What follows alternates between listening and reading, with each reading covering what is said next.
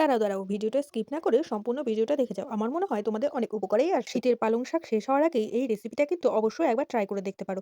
আশা করি তোমাদেরও ভালো লাগবে। তার জন্য সবার প্রথমে গ্যাসটা অন করে কড়াই গরম জল বসিয়ে তার মধ্যে পালং শাক এবং ধনেপাতা দিয়ে ৪ থেকে ৫ মিনিট মতো একটু ভাপিয়ে নিতে হবে। তারপর ভাপানো হয়ে গেলে বরফ ঠান্ডা জলে পালং শাকগুলো দিয়ে পালং শাক এবং ধনেপাতাগুলি দিয়ে দিতে হবে, যাতে পালং শাকের রান্না করার সময় কালারটা পরিবর্তন না হয়।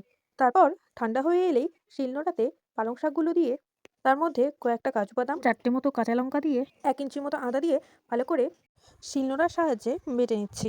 তারপর ওই কড়াইতেই একটু রিফাইন্ড তেল গরম করে আগে থেকে কেটে রাখা পনিরগুলো দিয়ে তার সঙ্গে একটু লবণ দিয়ে একটু লালচে করে ভেজে নেব। পনিরটা ভাজা হয়ে গেলেই ওই তেলের মধ্যে আমি অ্যাড করব ফোড়নের জন্য একটা তেজপাতা, একটা শুকনো লঙ্কা, আর তার সাথেই দেব কয়েকটা গোটা গরম মসলা। এই পর্যায়ে এবার আমি আগে থেকে বেটে রাখা পালং পাতা এবং ধনেপাতার পেস্টটা এবার আমি আস্তে আস্তে এর মধ্যে অ্যাড করব।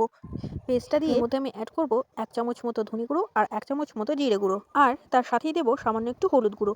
দিয়ে এবার মশলাগুলোকে আমি খুব ভালো করে নেড়েচেড়ে কষিয়ে নিচ্ছি। মশলাটি খুব ভালো করে কষিয়ে নিয়ে এর মধ্যে আমি অ্যাড করে দেব সামান্য একটু পরিমাণে জল। জলটা দিয়ে ভালো করে নাড়াচাড়া করে ফুটে উঠলেই এর মধ্যে আমি অ্যাড করব আগে থেকে ভেজে রাখা পনিরগুলো।